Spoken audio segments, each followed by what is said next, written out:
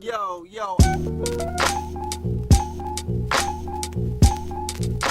All right, man. Well, thank you for being on. No, I'm glad to be here, man. Anything for you, my brother. I appreciate that, dude. Sorry for anybody who's wanting to see this on YouTube. I tried to get the video going, but did not end up working out like I thought it would. But it's a podcast, so audio it is. Appreciate you taking the time, man. I know you're busy. Literally was stressing myself out on the way up here because I really wanted this one to go well. I mean, the best ones usually work out like this. So yeah, when friends get together, that's right. We make magic happen, either on camera or just audio. Doesn't matter. That's right. And just one thing I wanted to kind of lay out there before we kind of got going. You and I were texting back and forth. I want to say it was maybe it was one of the holidays, maybe Thanksgiving or something like that. And I wished you like happy Thanksgiving, you and your family and stuff like that. And you did the same back and you said, love you, bro. Yeah. And I just want to kind of throw that out there that for me is something that I don't hear much. Oh. And it felt really good to kind of like hear that from someone like yourself. Because, you and I have worked in a professional manner before, and I think it's someone who does what I do, to hear somebody like yourself say that's amazing. Well, I mean, I don't work with everybody, but the people I do work with, I try to make sure that you become a part of my family.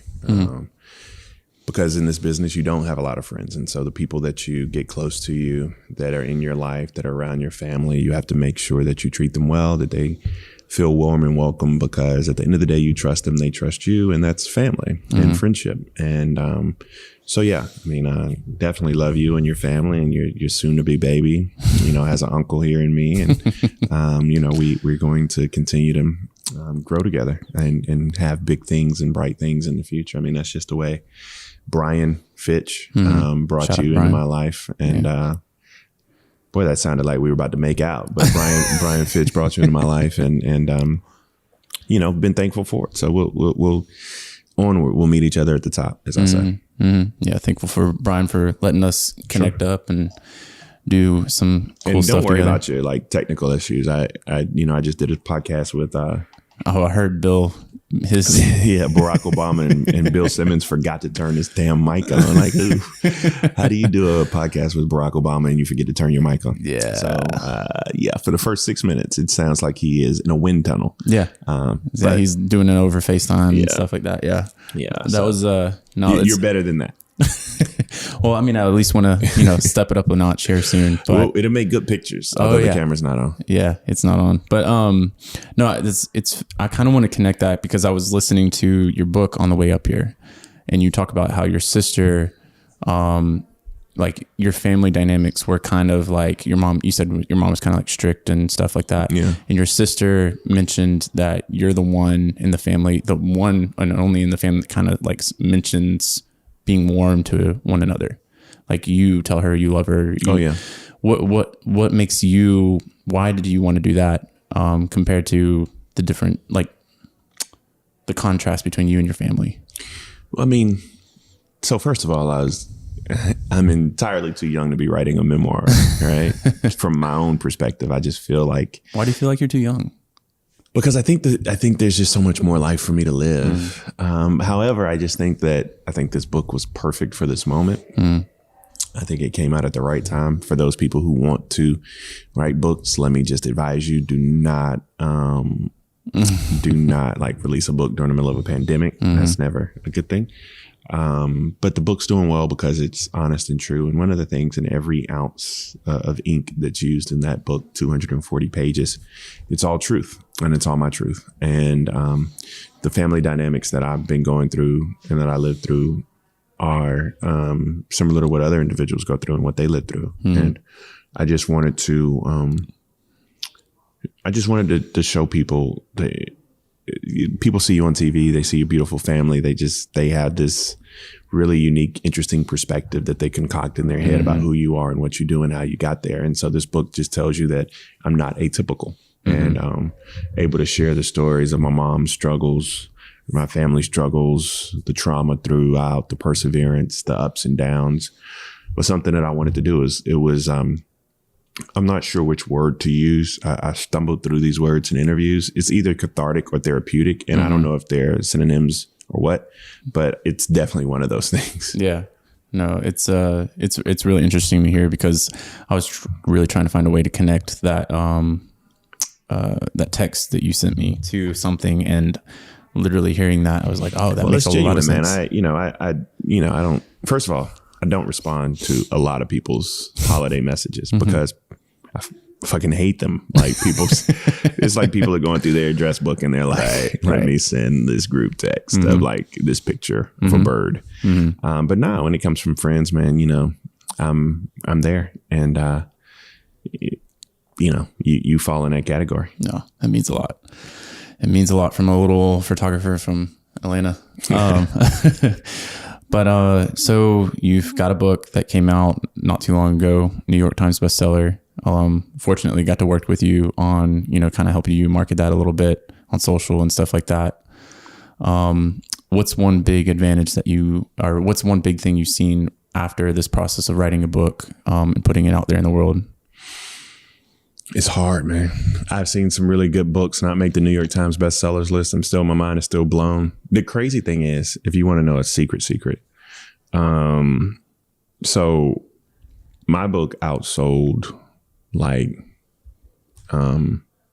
Patterson, Gladwell in the first week, and we still didn't make the New York Times bestsellers list. Like we literally we outsold like 3 or 4 of the books that were on the list, and we didn't make it. And then the second week we got outsold by some books, and we made it. The third week we had really, really strong numbers. I don't know how that thing works, but I think that I might be the first New York Times bestselling author from Denmark. I'll take it. It's just a dope feeling, man, that you can never. It's been a good year. I mean, I've interviewed Barack Obama on a podcast. I've been a New York Times bestseller. I won an Emmy. It still hasn't made it to my house yet. It's stuck in the Is that the Emmy for the Audible version of your book? No. I won an Emmy for the documentary. For my documentary. That's right. I made it to the final group of 15 for a Grammy. But we got beat out by 5 magnificent Audible books. So I wasn't able to do that. So I thought I was going to get close to my EGOT, but I just got to figure out how to get a Tony. I got my eye on my next Grammy. I know how to get an Oscar. I don't know how to get a Tony yet. I think that's interesting. I saw that thing about your Audible version getting an award. Which specific? We were. So it was put up in the spoken word category for a Grammy, and so it kind of made it through the process. But didn't make it to the final 5 or 6 the 5 that they chose. Yeah. For me, like I listen to books. It's really hard for me to sit there and try to read a book as much as I've held your book like multiple times. But I definitely took advantage when I got my Audible credit to get your book on, listen to it hardcore. That's dope. I appreciate everybody. It's it's sold over 70,000 copies in all its forms. So I'm just grateful to people who taken to it, man. And it's being taught in curriculums. Who would have ever imagined? I'm from a small town where we got 3 lights and a blinking light, and used to jump ditches. And so like all of this stuff is so cool to me because, when I go on CNN or write a book or something like that, you just engage with so many people. It's just a dope experience, man. I'm so blessed and fortunate, just trying to build on that. And really want to win a Nobel Peace Prize, man. I got to figure out how to help as many people as possible in the world to get that on my mantle. Do you feel like your voice is part of that? Because it feels like for people who know who you are, they hear your voice quite often. If they don't see you on TV, they at least hear your voice quite often now. Yeah, I have a 15-year-old daughter who keeps me humble, so I don't, my wife does that to me too. I don't know about that part. Well, are you enjoying you have the podcast out. Correct. And that's a little something new for yourself too. I mean, it's not CNN, but it's something where you get to kind of talk about all the different loves that you have. You have politics, you have sports, you get to talk to your friends on there. What's that been like since you've been on that? Man, it's taken off, man. I didn't want to do a podcast. It's crazy. I was doing a book tour and I did I honestly had never listened to The Ringer before. Love Bill Simmons from ESPN, like the NBA work on ESPN. And knew he wrote this insanely long book on the history of the Boston Celtics. So I knew he was wicked smart, to use my Boston voice. But I had no idea, really the substance of The Ringer. And then after we did that interview, man, he called me and he said, Bakari, are you interested in doing another podcast? I was like, no. And he was like, you sure? I had just done a podcast. I didn't have a really good experience with it. Didn't have any like structural support at the network I was at previously. Had great guests, but did all the work myself. And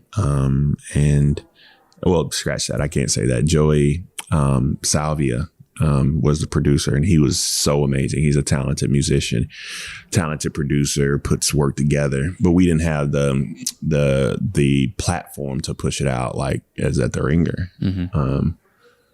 And so we began the negotiations, and I said, you know what, we'll do it. And I've been able to, and you know, Bill had me on his show to interview Barak, but I've been able to interview everyone from Deshaun Watson to Steph Gilmore to Hillary Clinton. Method Man's coming up. Cicely Tyson's coming up. I mean, it's just, you know, kind of people call all the time. We're going to do a special episode on the mayors of New York, the candidates for mayor of New York. Why specifically the mayors of New York? It's just a big race. It's probably the biggest mayoral race in the country. My good friend Andrew Yang is running. Maya Wiley's running. I mean, he moved to Georgia, didn't he?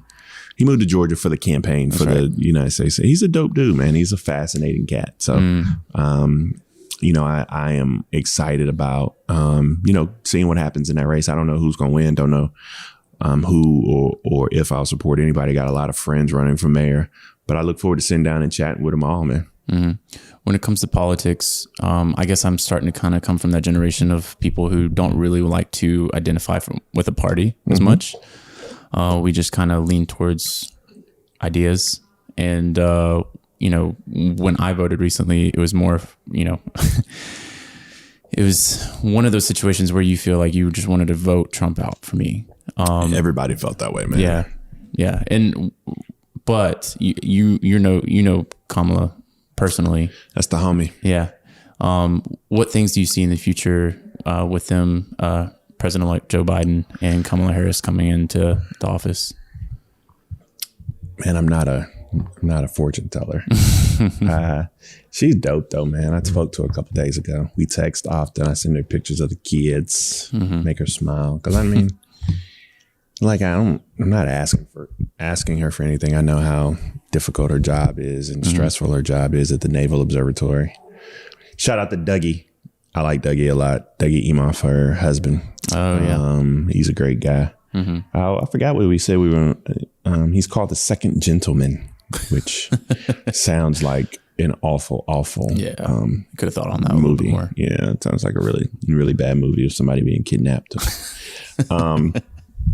But I just, you know, I love her, man. She's so dope. She's so strong. She's beautiful. She's statuesque. She's graceful. She's a great mother. She's a great cook. She's, at the end of the day, though, I can't wait for January 20th because it's like her, I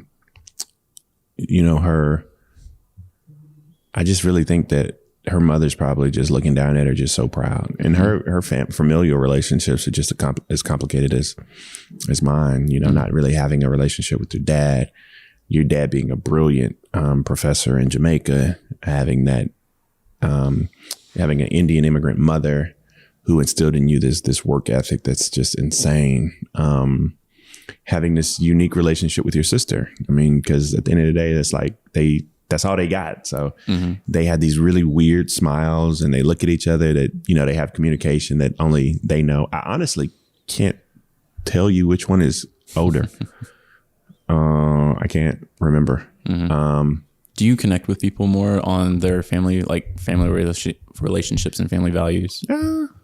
Most people don't let you in like that. So, you know, but you let yourself out there kind of. I mean, you've done it with the book and you've had speaking engagements where you talk about relationships and stuff like that. Yeah. And have you had a lot of people kind of be like, oh, this kind of reminds me of my situation that's going on at home or my past? Nah, most people are just, they will let you know that they're appreciative of the work that you did and how you opened up. But people normally don't take the next step of saying, because my family's fucked up. You know, that's usually not the way that it goes. But it's, you know, for me, the only way to live is to be honest with yourself. I think that helps you get to your highs and it helps you manage your lows. No, that's one thing that I feel like I've been going through pretty recently.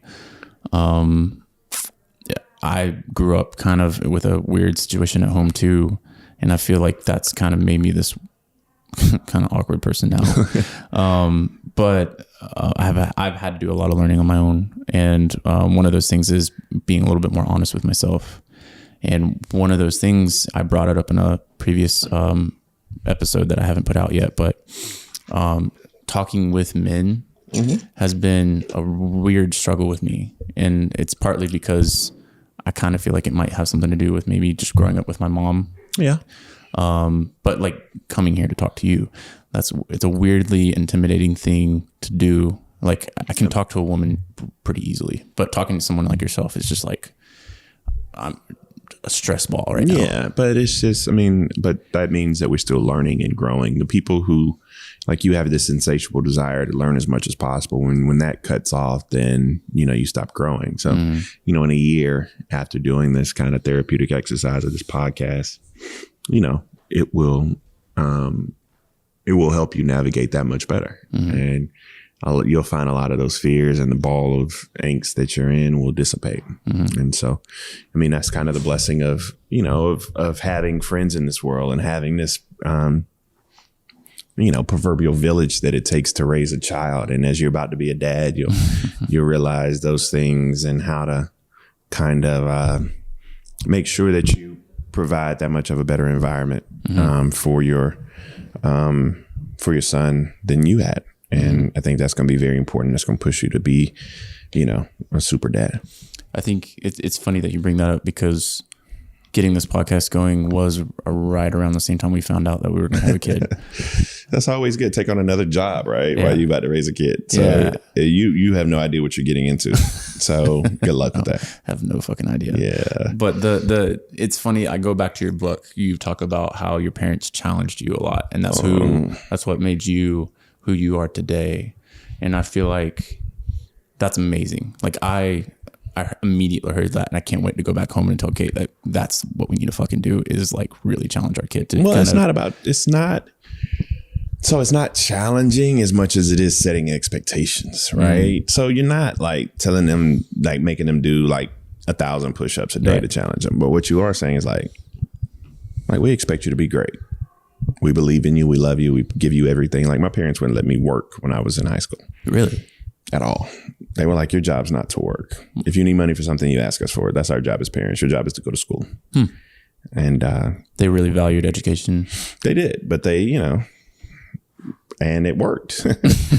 They were like, yeah, your job is to go to school. I'll never forget that. And I wanted, you know, money for this and money for that. And they were like, nah, we got it. And so the expectation was that we would all go to college. It was a very real expectation. It was one that we all fulfilled. Expectation was we would go to college and then we would go to get more school. Now my brother is a middle child, so you know he wasn't as smart as me and my sister, as we say. Now he's the one with the most common sense. And so my sister ended up becoming a doctor. My brother went in the ministry and is a sales exec, and then I went into law school and practiced law, which I love. So I think our parents are proud, which makes us have this great realization about where we are as children. You've told me before that you felt like having your dad at home was like having your, like, was it best friend or your hero? Your hero. Yeah. Your hero in the kitchen, man. Yeah. And that's what I want to be for my kids. I think that's what you want to be for your kids.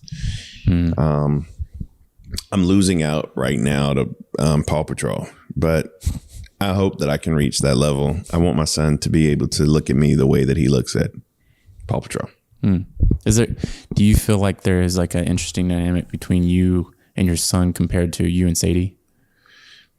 Yeah. Well, yeah. I mean, it's different. Yeah. I mean, it's vastly different. Like Kate and I were just talking about this the other day. Like we're having a son. So yeah, I mean, sons are, that's my partner. Like every morning we get him out the crib. He crawls over, he lays under my arm. Like even if his mom gets him, he'll just crawl across the bed and like lay on my chest. Sadie will lay with her mom. He'll lay with me. And then Sadie will come over and give us a kiss. And then she'll go back over there with her mom. Mm-hmm. That's just the way little boys are. And it's a different, unique thing. I mean, Sadie's like, I say Sadie's my little girlfriend. I make sure that she has no wants in the world. She'll get everything that she needs. She's spoiled rotten. She is the strongest child by far. I mean, there's not even a question. Like she goes to get shots and she's like, that's all you doing? And then he gets a shot and he's like hollering, like it's embarrassing. I'm like, dude, Man, she used to be so scared of me coming over. Yeah. I mean, you're going to have to work on your relationship with children. I was just there and she was just like laughing at me and stuff like that, which is a breakthrough, I feel like, which is Stokely was just laughing, enjoying That's all himself. he does. Right now he's running. I can tell you, well, he's asleep right now, but when he wakes up, he's going to run around and he's going to think he's rubble. I mean, that's his thing. He has this new thing where he puts his arms in the air and he is a superhero. So we'll see. Man, it's really cool to kind of watch their progression as they were like little itty bitty. You've seen them infants. all. Yeah. And now they're like little human beings. Mm-hmm. It's kind of wild to see. Mm-hmm. You brought up this, I think you brought it up in the podcast with Obama, the Pete Souza image. Oh, yeah. Yeah. Souza, the shade god, as we call him. He's the best Instagram follow out there. Yeah. Yeah, he's a dope Instagram follow. He shades Trump all the time. Oh, so it's funny. I know somebody who has met him in person, and that makes sense because he's not like just some quiet little photographer like myself. He's very like, he's got a little attitude to him from what I've heard. But no, I really like that you bring that up quite a bit because it actually shows the importance of something like what we do. Getting to be around you and your family and document your what family. You're going to realize is that the number one job you have in this world is to be, you will realize this sooner than you know, but the number one job you have is to be husband. The number two job you have is to be father. Mm-hmm. And you have to recognize them in that order. Oh yeah. It's already hard to kind of comprehend because right now I'm trying to pick up on the father thing a little bit, maybe too early. I don't know.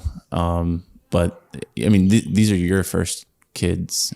Yeah, so I raised Kai though. So I mean, I don't want to say I raised Kai. Kai has an amazing dad, amazing father, and Vince. I'm her bonus dad. I always say that, and she knows that. But I've been in her life for a long time, and so I had a dry run. Not at this age, but definitely had a dry run. And Kai is special, man. She's a brilliant lady now, and she's beautiful and smart, and she just has this, she went from being the only child in like 2 different households to being the oldest of 5 in 2 years. Mm-hmm. So it's been hard on her, but she's adjusted well. And she's a great big sister to Vince's son and daughter, Vale and Vince, and great big sister to Stokely and Sadie too. Mm-hmm. Yeah, I've seen that here and there. Like you put it up on social media and stuff like that. And you've talked about it in the past. What's made you want to hop on TikTok with her? I don't know we'll see what happens. I mean, I might need to start my own page. It's been pretty funny to kind of see those pop up on social media. Yeah. I actually feel like TikTok is something I can own, man. It's all in your hips. Oh, dude. See, that's another thing. It's interesting to hear. Like when I first got to know about you, I just thought straight up just politician. Oh yeah, and then lawyer. I'm like anything. Yeah.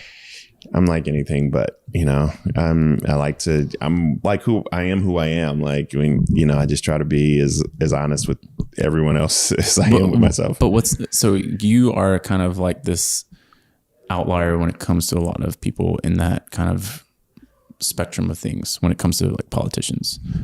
I don't know. I think that one of the things that Trump taught us, he didn't teach us much, but one of the things that he did teach us is that,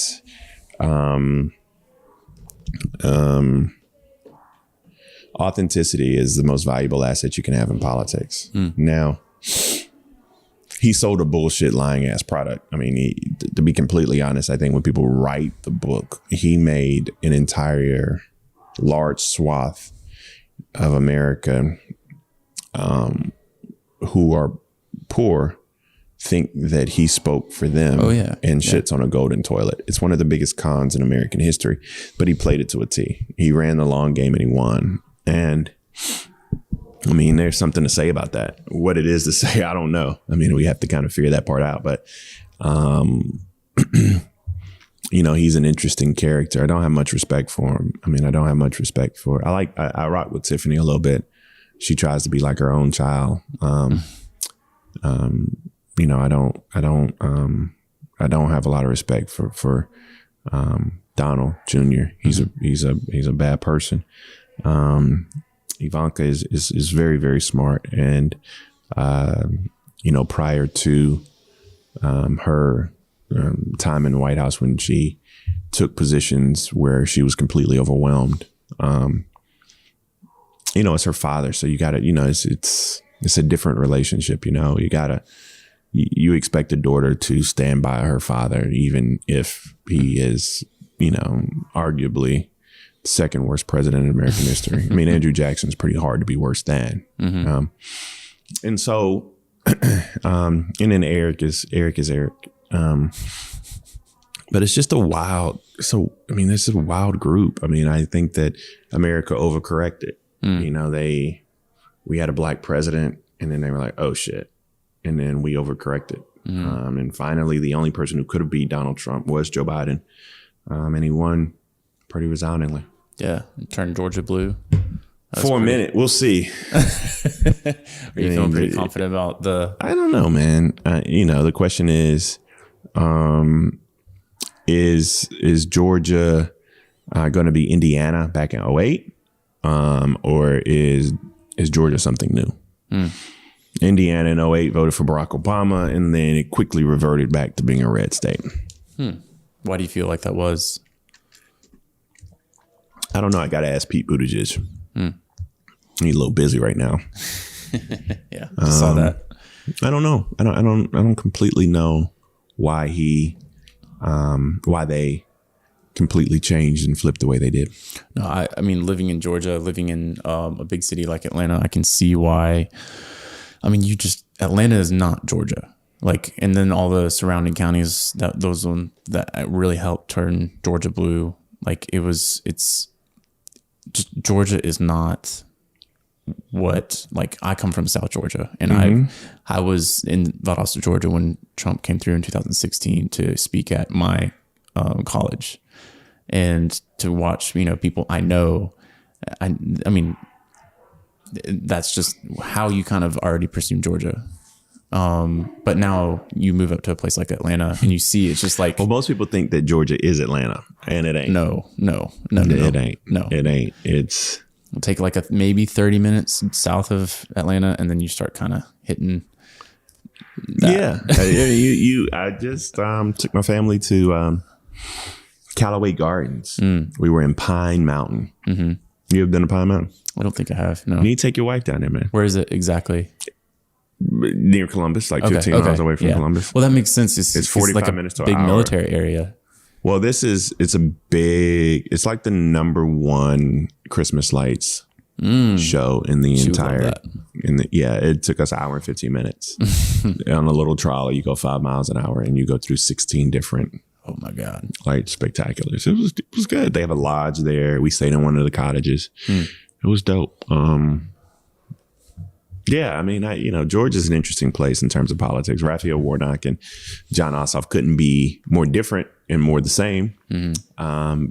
But uniquely enough, in this race, you'll either get both or none on both sides. So we'll see what happens. No, they've been hitting my phone quite a bit recently. So the thing about TV, and I'm writing about this now for my second book, is that the well of emotion that I found during the interview with John Berman and Allison about George Floyd, I was on right after George Floyd's brother, and the emotion that he showed. And then we came back from a commercial. It was me and Dante Stallworth. I'm like, shit. I said, and I'm going to read this Ella Baker quote, which I did. And then it was just hard. It was hard because my daughter was upstairs. I was thinking about my kids. You could hear them in the background. It was just a hard time. And, me and my dad, we both cry a lot. I'm like a Jimmy V type guy. Every day I try to cry. I try to laugh. I try to love. I try to, make it a full 24-hour period. If I don't do those things, man, I just feel I don't feel fulfilled, I guess. And so I have a friend, Megan Walker, who I love and adore. She's, one of my best friends in the world. She's a lawyer in South Carolina. Really close with her and her sister. And, she's a part of my friend group. And she always says, stop crying, Bakari. That's her thing. Like, just stop crying. I tell you about that all the time. And it's just, for me, that's just that I think people know who I am and know that I'm unashamed to lend my true emotions. That's, where did you learn that from? Or did you just kind of learn that on your own? I don't think, I'm a Virgo. I don't know. Maybe we're just sensitive beings. I'm not Carl Thomas, but. Is your dad a Virgo? So the thing about signs is I only know mine, but I know he's not a Virgo because he's born in November. I don't think signs go that long. So I don't know what he is. I'm a Cancer. So, that's, again, I only know about mine, and it's highly emotional.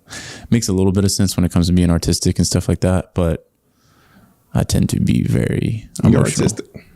What's that? You're artistic? Oh, no. Dude. It's funny that photography is not real art, right? So we went through this. Oh my God.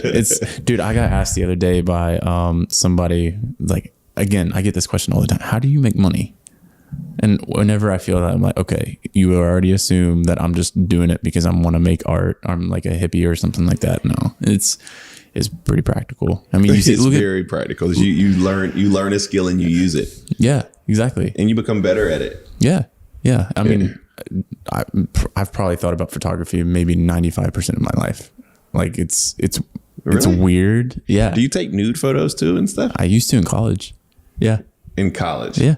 Oh, they do pay people to come to college. Well, that's different. That's live drawing. That's where you have somebody like draw somebody live. But no, in college you did like softcore porn. Is that what you're admitting here? Right. Tell us more on your podcast about your porn days. Oh, my wife knows about this, so you don't have to worry about that. No, it was definitely a time where I experimented with like nudity and stuff like that. So what do you mean? Back up. So how do you sound like Jada Pinkett on the Red Table Talk when she said it was an entanglement, and Will was like, what? No. So how do you experiment with nudity? What does that mean? So you like people were coming for model photography. Yeah. We had like a little studio upstairs in the photography area, and who's we? Huh? Who's the we? Like the photography department and stuff like that. Yeah. It's part of a thing. Like I don't know. So this was like a part of a curriculum. No. Yeah. I don't think nudity was part of like, okay, you got to go take some pictures of somebody naked or anything like that. But it was something that you explore as an artist because it's form. This is what you explore as an artist. Anyway, is this the thing that you brought up in your book when you and your friends when you just got to school? We were jiving each other. Yeah. Is this you jiving?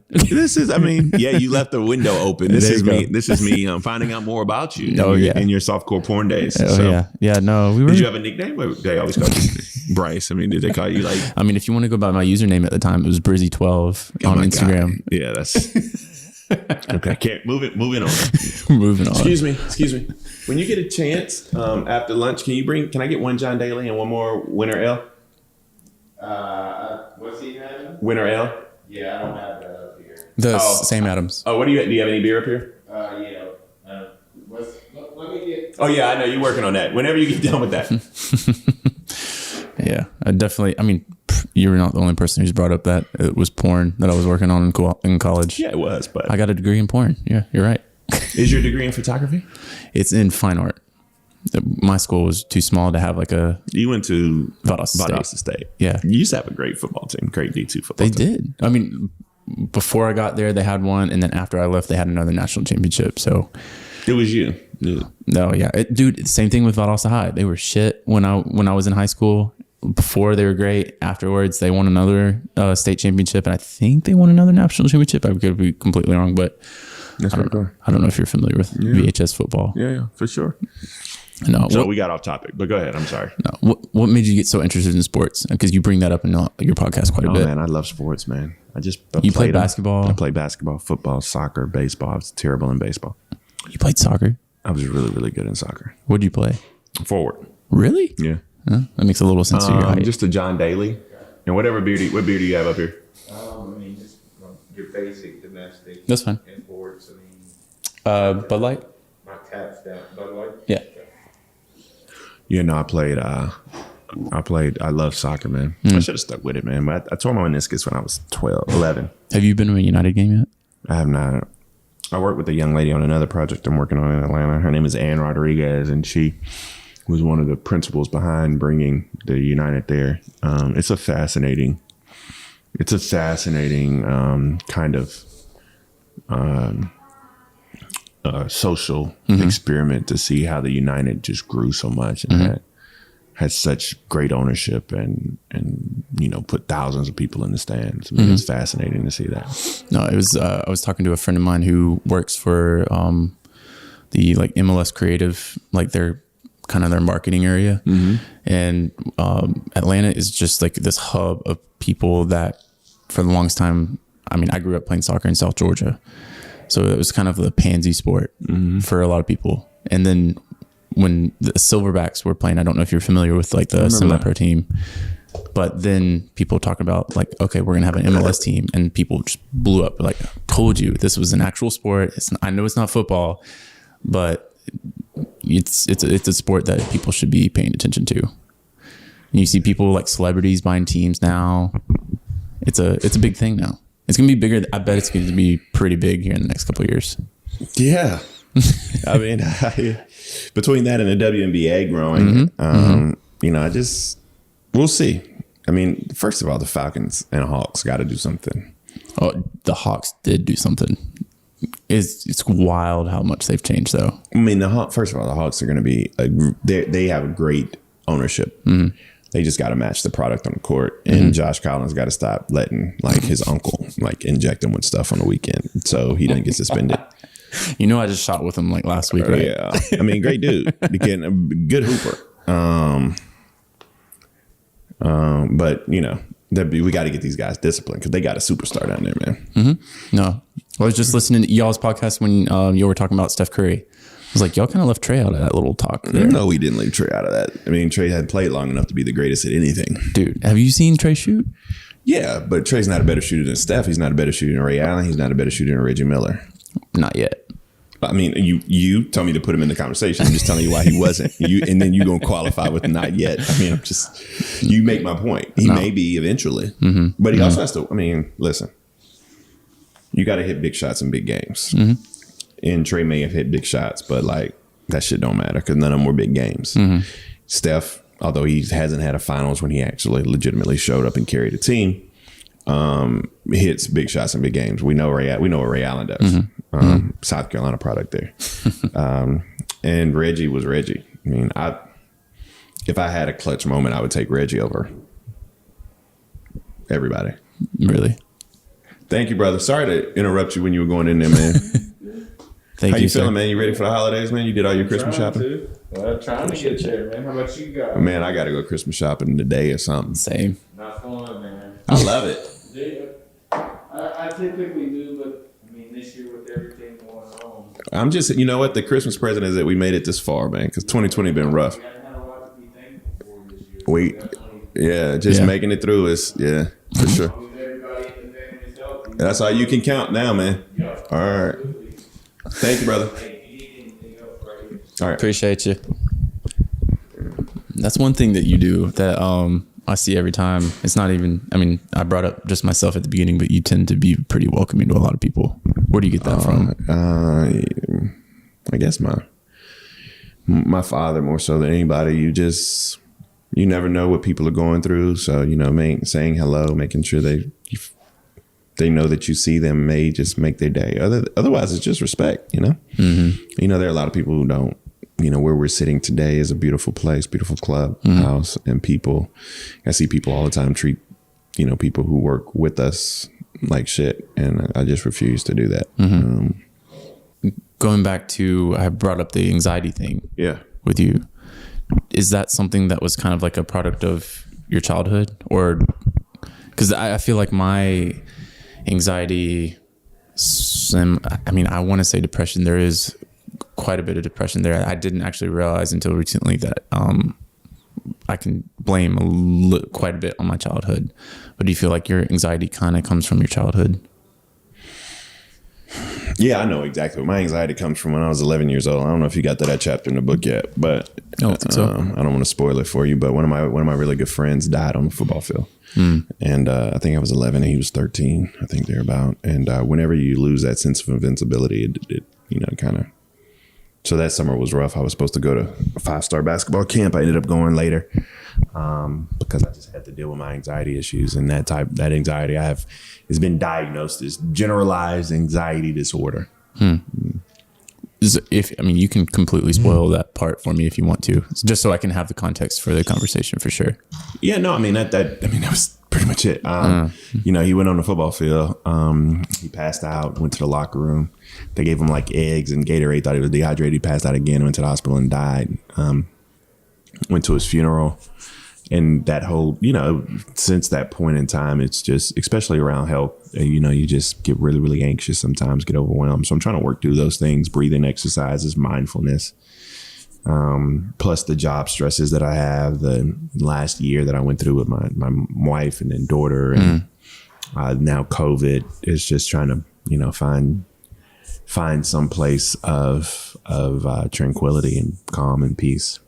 Do you feel like you, I would say stress yourself out too much, but do you feel like you stretch yourself quite a bit? I do. I mean, I kind of ascribe to the theory of the great American poet Christopher Wallace, also known as Biggie Smalls. You know, you sleep when you die. And so that is sometimes good, most times awful.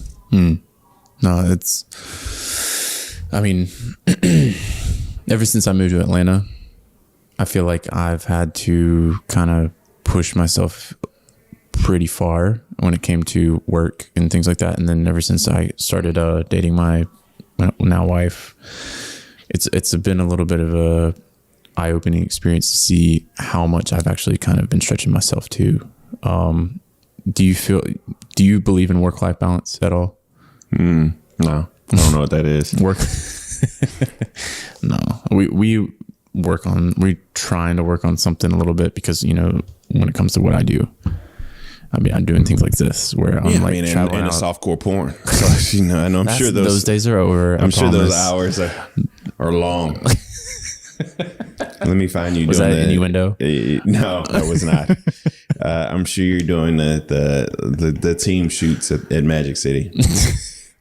Is that a basketball team or a soccer team?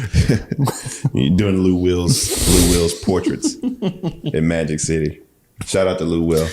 Oh my God. They should make him like a special jersey that's Magic City, like a Nike jersey, like a city edition. Oh, that'd be hilarious.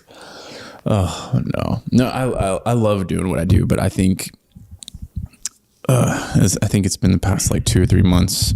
I've really debated whether or not photography is actually end all be all for me.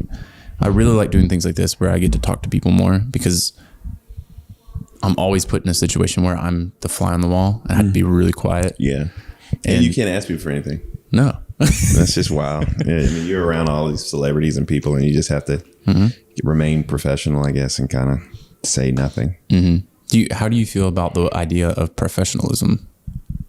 I asked this somebody recently. I don't know about professionalism. Don't really understand what it is. I think it's a somewhat subjective type thing. I think objectively respect is what matters. And I think that people should treat the people they work with respect. And when you're working with someone, I think you should treat them with respect. So like when I'm out with Stokely and Sadie, I don't want to hear your Bernie Sanders takes. I don't want to talk politics with you like I'm with my family. But I guess I'm out. So I'm taking the responsibility of having to deal with you in those takes. It is what it is. I just think that professionalism is decently subjective. Respect is not. No, that's a good one thing that I really wanted to get out of this podcast is I'm still pretty young, and how old are you now? 28. Yeah. Going back to what we were talking about before, where you were saying you're fairly young. I'm still feel like I'm in a place where I can't really object my opinion too much, because I feel like I'm still learning quite a bit of things myself. You still are learning, but don't ever be afraid to share your opinion. I think that opinion is why, especially while you're in my friend group, I think that you're, coming from the rural part of Georgia, like growing up in the fine arts.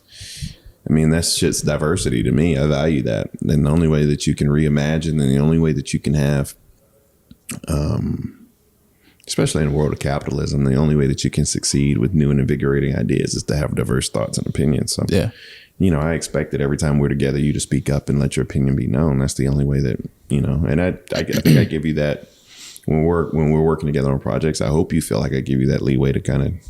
I think it's more so that I don't let myself do it. Yeah, you got to do that more often. Yeah. Just be free.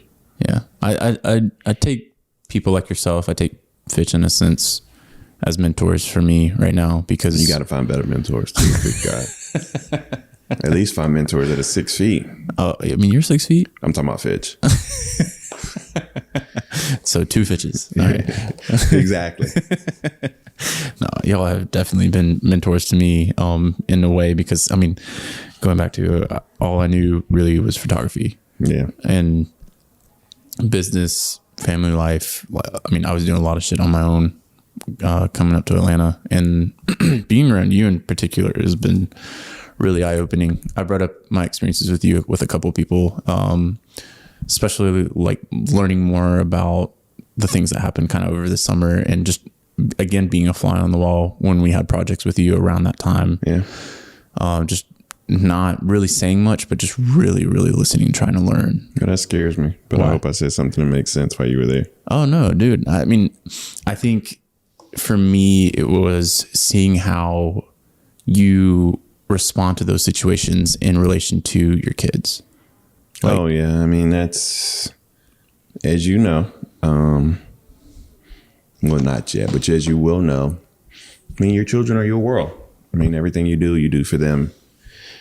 It's fatherhood is something that you're going to have to take a great sense of pride in, and I'm sure you will. And then you want to have more. I don't want to have any more. I'm done with that. I've already done that. You got 2 at once. So yeah, I already did the frozen peas on my balls thing. So you're just going to have to, you'll figure it out, man. I cannot believe that I'm a good parent. I just don't, why not? Because I don't know shit about parenting, man. I'm learning every day. Yeah. It's just you make mistakes every day with children. You just try not to drop them like this. Like my instructions to my son every day are like, look, dude, follow me here. I know you're not listening, but act like you are. You're 23 months. I don't want you to kill yourself. I don't want you to kill anybody else, particularly your sister. Bye. Like those are the goals of the day. Because they do stuff like throw all the pillows on the floor off the sofa, and then jump from the sofa onto the floor and miss all the pillows. You're like, the pillows are right there. Like, how do you miss them? And so, they're just beautiful. I don't think you have you don't have a child in this country that's more loved than my kids, but you probably have better parents out there somewhere. I would assume. I would hate to believe that I've excelled at this, because if that's the case, then we have some really god awful parents in the world. Do you feel like it's just something that you really won't really notice until they're older? Yeah. No, you don't. The testament to how good a parent you are is, if your child only goes to jail once.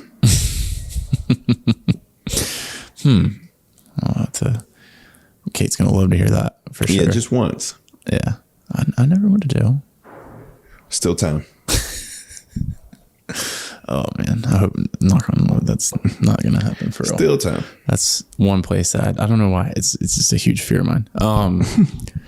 No, but Kate and I have these conversations all the time about how we're gonna parent. Our kid's name is gonna be River, by the way. Oh, you told me that. That's a dope name. See, now you remember. I remember that. Who else's name is River? There's River Phoenix. River Phoenix. Yeah, but it has no correlation at all. I wanted to name my kids. I wanted to name my kids Justice and Jet. Why? Jet Magazine. No, I was going to name my son Jet just because if he was chubby, I could call him Jumbo Jet. We were going to call him JJ. The true story. My wife. So will if tell he's slim, you just call him what? Yeah, I don't know. We were going to call him Jumbo Jet regardless. But my wife vetoed both of us. My wife's already pretty mad at her dad right now for calling him RJ because it's like River James France, and RJ is like really, really country, and her dad's really country. So she doesn't want to she comes from like North Georgia, is very, very country. So RJ is kind of like a little slap in the face to her in a way. So yeah, I mean, that sounds like Dallas, right? Yeah, a little bit. Yeah, but you're going to have fun. I mean, the number one thing you need to do is just focus on your wife, man, because women giving birth is one of the most beautiful, but like weirdly, it's just a weird medical thing to give birth to a human. Watching her like carry a child in general. Yeah. I mean, don't look behind the curtain though, man. No, I'm not going to look at all. I probably won't be in there apparently during this COVID stuff. COVID. Yeah. Her mom, she said she wanted her mom in there, and that's totally understandable because she's used to, her mom's been around that situation quite often. No, bro, you need to be in there, not her mom. What is this? No, you have to, it's your child. It is. I'll be in there right after it, but you need to be in there, but you just can't look behind the curtain. You don't want to see that stuff. No, I mean, I know. I don't You won't look at it the same way. No. I mean, if she calls for me, I'll be in there for sure. But no, you need to go in there. You need to, there's, like my wife almost died in childbirth. So I'm someone who tells you that like you need to be in there. Is that why you're telling me to be in there more? Yeah, you got to be her advocate. You're her protector. Her mom's not. Oh, man. Her mom is not her protector. You are. I mean, if she... Dude, you're not listening to me. I promise. Okay. No, this is about as bad as talking to Ellen. Okay. You have your mind made up. Okay. You weren't asking for advice. I know I gave you unsolicited advice. I got you. I'm listening. You're not. You're doing something, but it's not listening. Okay. See, this is the thing about podcasts, like talking to somebody like yourself. No, I already agreed that her mom can be in there, but I will be in there in a heartbeat if I need to be in there. I don't need to see anything. Like, I agree with you. I don't need to see that stuff. I mean, I'm just telling you not to look behind the curtain. No, but what I was mentioning was watching her, like literally last night, feeling him move on her stomach. Oh, yes. Crazy, so weird. Oh my God. It's something that makes you, that feeling that you kind of get, as I guess is the parent feeling that you're talking about. It makes you feel like things are different. That is happening very slowly. Is that what you feel like? I have friends that had kids is kind of like in high school, coming out of high school. Do you feel like that's kind of like that thing you see? I don't know if you've had friends like that. It's like they were kind of like wild people, and all of a sudden they had kids, and then your life changes because you're tired. And so even if you want to be a wild person, you can't. I mean, you can't be in your child's life and have energy. That's just not. Maybe when they get older, yeah, but that's not a thing that happens. My kids woke up at 6:15 this morning. And we try not to turn the TV on until 7:30. The nanny gets there at 8. They usually get out the bed at 8. They sleep in their cribs. They have individual cribs in the nursery that's next to us. And she usually will sleep until 8 because she stays up later. He goes to bed early and he wakes up usually about 6:30. They both woke up at 6:15 this morning. And they come in, and sometimes we try to get them to go back to sleep. They fight it. Sometimes they win, sometimes they don't. Are they irritable at that early? No, they just move. See, they're like, I can get up at like 5 they're like in the freshly morning. caught fish. Like you just put them on a boat. They just move. Like I'm tired now. I'm like, man, I'm about to fall asleep in this interview because I've been up since 6:15. Like you put them down at 8:30. You bathe them, put them down at 8:30. you go in a room with them, then finally you just, I mean, that your day by yourself starts at 8:30 and you doze off at 9:30, wake up, you're like, I got to do something else before I go to sleep. And I mean, you really only have like an hour and a half by yourself. What life adjustments are you making for them then? Like career wise and stuff like that? Career. I mean, COVID made all my adjustments for me.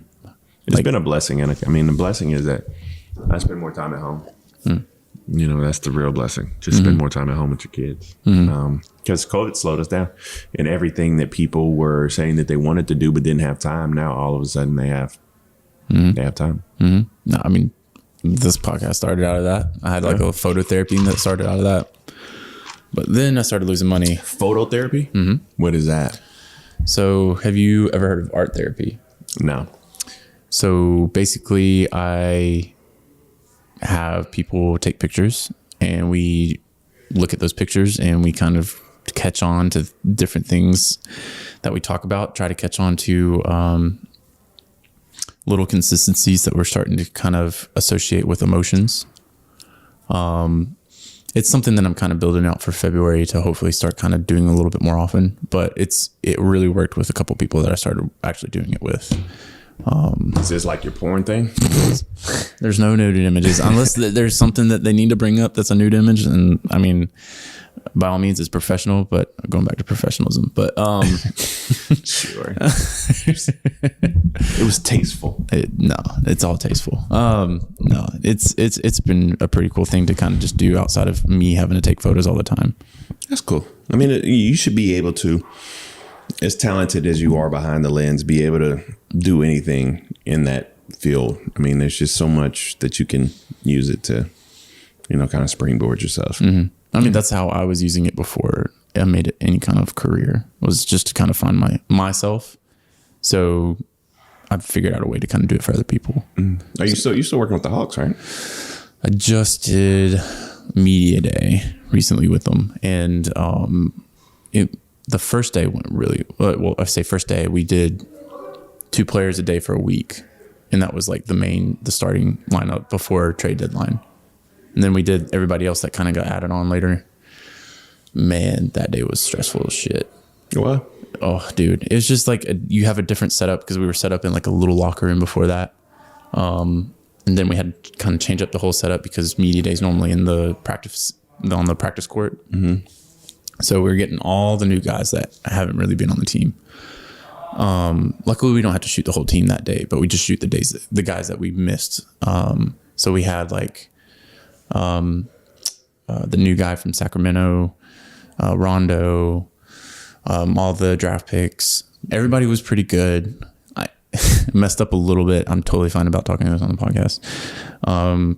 But when Rondo came, I don't know if anybody's pretty familiar with Rondo, but Rondo is very like straightforward. Like he only cares about basketball. Veteran guy. When it comes to portraits and stuff like that, he just does it, tries to get it over with, and he's moving on. And then halfway through our shoot with him, my key light, which is like the main light that lights the front of him, went dead. And I didn't know it because I'm so focused on just trying to capture him the whole time. So we told him he can leave. And I looked down at my camera as I'm telling him he can leave, and I noticed it was dark. I'm like, damn.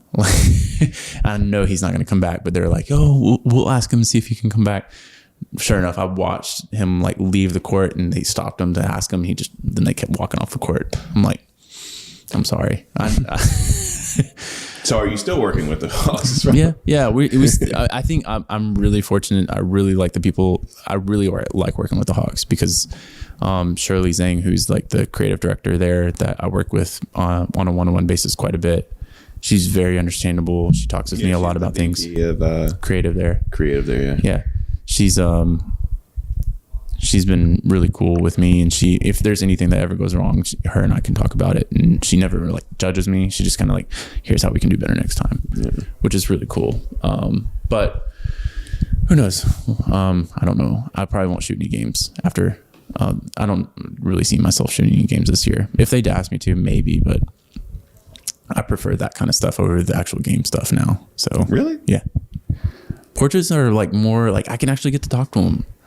Like the game stuff can be cool, but it's not the same as taking a portrait of somebody. Yeah, I get to actually talk to him and stuff. But the game, you get to see the game. It's not, and you get to create the artist. I mean, you get to find the angle, and the guy who captured the image of Dwayne Wade and LeBron James, like the yeah. There are moments like that, but there's a whole nother podcast episode we can talk about to that, because that's part of why I kind of got this going again, because there are aspects of that are completely that need to be changed when it comes to our end. Like that photo goes up all the time. Nobody says who the photographer is, and then all the photographers who know who it is ends up like, oh, please tag so and so. This is the. Who is it? Oh man, he's like, I think he's some sort of Getty photographer or something like that. Yeah. But no, it's a big thing with. Let's change it. I'm down to change it. Please, I'm down to change it too. Yeah. Well, dude, I appreciate your time with me. I know you're busy. I know you're tired.